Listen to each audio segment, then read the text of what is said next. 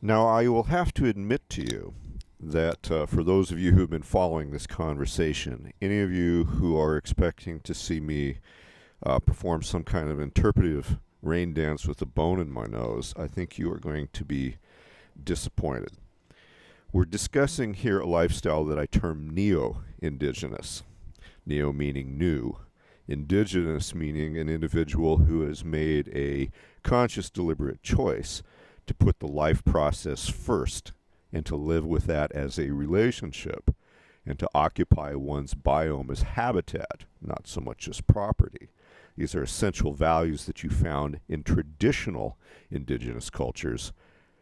We, as new people, are discovering and interpreting that worldview for ourselves, but our means of approaching our way of living in the context of our circumstances may look very different. Now, my own lifestyle here on the sailboat is a prime example of that. There is not really a meaningful historic precedent, with a couple of exceptions in Southeast Asia and perhaps the indigenous Sami, of individuals making boats and the aquatic habitat their primary home. That does not exist within human history. Certainly, there are plenty of seafarers. There are certainly plenty of people who have traveled the oceans forever, but to use that as a primary home rather than a means of conveyance or elsewise, that is a new phenomenon. Perhaps not much more than 100 years old. And without a doubt, there are many yachtsmen out there who are bringing a very colonialist, modern, civilizational attitude into that new habitat. For myself, I would like to present something pretty common, pretty contrary to that, and overtly make an attempt of rediscovering and reasserting these traditional values in a new way, Neo-Indigenous, all right, and simply because it is more modern, relevant, sustainable, and it'll lead for us a better future. But there is a trap here that is worth thinking about, and it's a natural hazard, I think, for any of us who would want to take on these lifestyles, and we should be aware and conscious of it. And that is for us who are approaching this kind of relational attitude towards life, new, coming from the context of a modern lifestyle that we're trying to heal ourselves from. There is a temptation to want to borrow from traditional cultures, especially traditional indigenous cultures, because of a perception that we have from our lens that they were more adept at finding relationship with the right way of approaching the life process, let's say. Okay.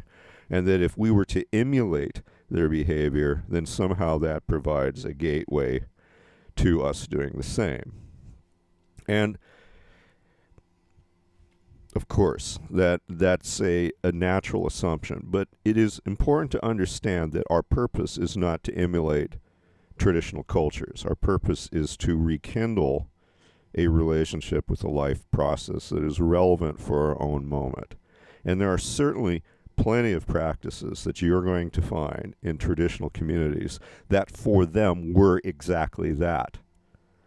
Excellent examples of how they went about living their lives harmoniously with the life process. We simply cannot assume that those same practices in the context of our modern environment, we cannot assume that those same practices are automatically life affirming for ourselves. We need to be very, very thoughtful about that. This isn't a fashion statement, this kind of lifestyle. It's an authentic attempt, and for most of us it will be somewhat bumbling because we will be making it up as we go along. An authentic attempt to try to rekindle this real relationship with life. Okay. We may be from the outside view, envious of how other groups of people went about doing that, but the circumstances have moved greatly from the period of time and the context in which many of these cultural practices were relevant. That doesn't mean that they should not be studied. There's much to be learned there. But what I'm getting at is that it's dangerous to just simply borrow, certainly more dangerous to simply steal practices from traditional cultures, assuming that they will be automatically helpful to us in our new circumstances, because they may not be. In fact, most of the time, I think we are going to be forced, as the new habitats of our new environment, it's going to be contingent on us to create these new traditions for ourselves in the same manner that First Nations and First People had to do it for themselves as well. And certainly this is part of the process. Peers of mine who do come from very intact, very traditional, established indigenous cultures, in fact, deal with this same issue in the same manner that you will if you find yourself interested in trying. The world has changed a great deal. We have to think about whatever it is that we do, whatever action we take, in the context of putting the life process first. That is the essential thing. And for most of us in the modern world,